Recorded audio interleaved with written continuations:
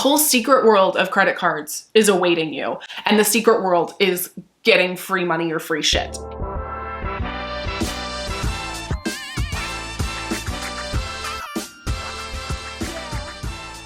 Hi everybody, welcome back. My name is Tori. I am the founder of Her First 100K, which is a money and career platform for women.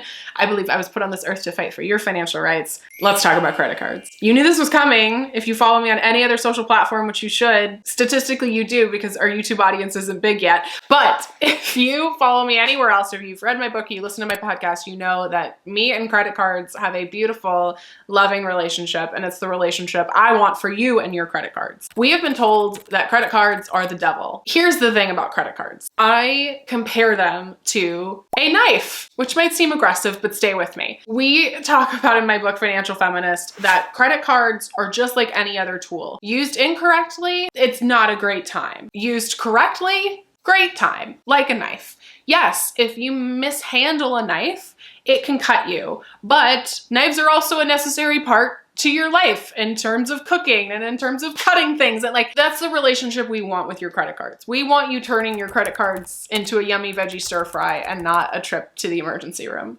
So we're going to talk today about how to use credit cards responsibly, but also the biggest thing that I do, which is not ever use a debit card and just use credit cards, and why credit cards are better. So let's talk about it. Okay, so why would I use my credit card over my debit card? Many different reasons.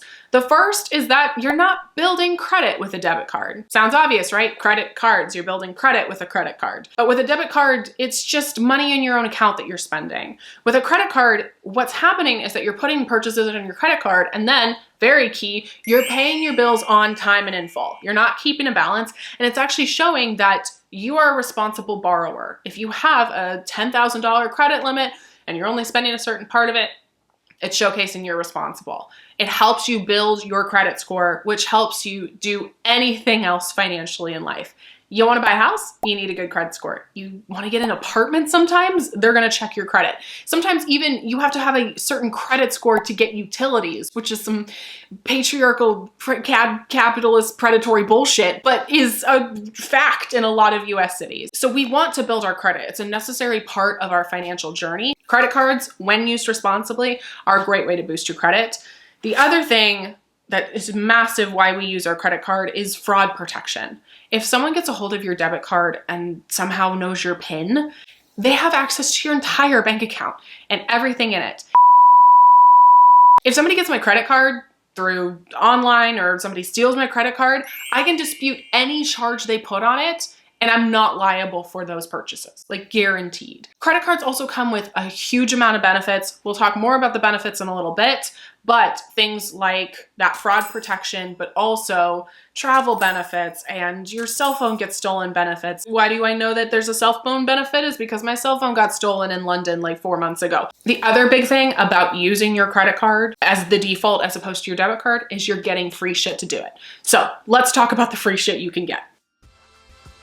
The whole secret world of credit cards is awaiting you, and the secret world is getting free money or free shit. You don't have to be putting millions of dollars on this card to actually make it beneficial for you. So there's some cards that are just what's called cashback cards. That means that if you put your purchases on your credit card, you're getting cash back for those. Some as high as like 1.5% up to some categories are like 3%, meaning that for every dollar you put on your credit card, you're getting 1.5% back. Now that doesn't sound like a lot, but that adds up. And if that's a purchase you're making already, well, you may as well get paid to make that purchase. Now, with all of this is not saying go out and spend a bunch of money that you don't have on shit that you don't care about just so you can get the credit card benefits. No, but it's just how do we allow our money to work harder for us? So cashback cards, we have our favorites linked down below. They are the ones that are just good everyday cards. You're just putting like some everyday purchases on there, especially if you're like not someone who travels a lot, you're someone with like a moderately good credit score. Those are the cards that you want. And again, it's free money. Why wouldn't you take advantage of it? On the other side, this is where like things get really, really interesting. I mean, you can make this your entire personality if you wanted to, but the credit card reward system is bonkers. Couple of the fun things that I get with my credit cards. Here we go. I get lounge access at airports. No, lounge access is not just for guys in suits who travel for work. It's for people who look like me and you, and it's fucking badass. I have never paid for a cup of water at the airport and a $25 Caesar salad. I haven't done that in years and will never have to again. It's fucking great. Airport lounge access. I get travel, like free travel, like $200 credits to certain hotels, upgrades at certain hotel chains. I get a bunch of free shit at hotels. I get TSA pre-check for free. I haven't stood in a security line at the airport that's been longer than 10 minutes in another 5 years. And let me tell you, it's great. I don't take off my shoes at the airport anymore. I don't have to stand there and wait for, the person with 17 children to figure out how to get through the TSA. It's just great. I go TSA pre-check and clear because my credit card offers clear for free as well. There are so many benefits that I get with my credit card. I also get, in addition to that fraud protection, things like increased insurance on your rental car. I don't have to pay for more rental car insurance that they always try to sneakily get you to sign up for when you're signing on the dotted line. Like I said before, my phone got stolen right out from under me in London. Story for another time. Wasn't a happy vacation. It was our last day of the trip. Really spoiled it. Wasn't fun. It was my brand new iPhone 15 that I had gotten 3 weeks before. My credit card covered it. That's amazing. There are so many great rewards and benefits that you get just for signing up for a good credit card. We have the ones that I use and recommend linked down below as well. No reason not to take advantage of them. Now, I know what you're thinking. You're going, but don't those have an annual fee? Some credit cards, because you get all of these benefits and because you're walking on sunshine all of the time, is that they're going to ask you to pay a little bit for it. Annual fees are not the devil here. Annual fees are not the reason to not take advantage of a credit card, but they are something to think about. There are certain cards that I use and that I also recommend that have like a multi-$100 annual fee, something like $300 or $400, and you're like, that's a lot of money. I get enough benefit out of these cards where they pay for themselves. The annual fee is like a non-starter because I use the benefits of these cards so much. So that's what you have to weigh. If you're getting something like a really good sign-on bonus with this credit card and it seems to be a really good deal, but you're never going to use it, like if you never fly Southwest Airlines, don't sign up for a Southwest Airlines card, right? If you are trying to get a travel rewards card and it has an annual fee of $450 and you travel once every 3 years, that's not a good card for you. But your card needs to reflect what's going on in your life, right? And where the majority of your money is going. In terms of annual fees, you just have to figure out if it ends up working for you. They're not a turnoff. I have many cards with annual fees, and it's something that actually makes financial sense. Okay, how do we actually pick a good credit card for us? We've kind of talked about it already. One, pick a credit card that you're actually going to use the benefits, right? If you don't travel, don't get a travel rewards card. Pretty obvious, but don't do it. Second thing is like, what's your credit score look like? The card I have now was not the card I had when I was 22.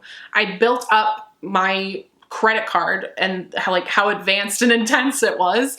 The card you're going to have right out of college or the card you're going to have in your early 20s is going to be a different card maybe than you have in your 30s. Finally, number 3, just make sure you have a credit card.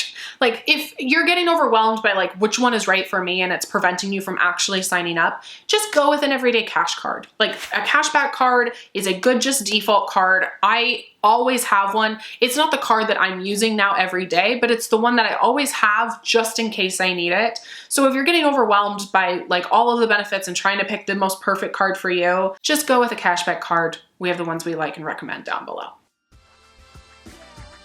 How do we manage a credit card responsibly? None of this video works unless you manage a credit card responsibly.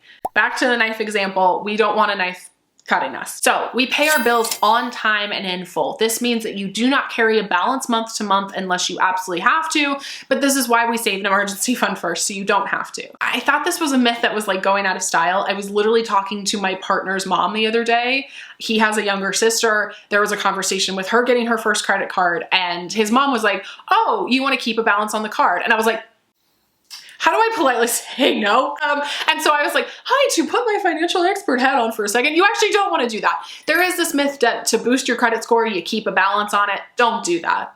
Do not do that. Pay your bills on time and in full. So that's the big thing.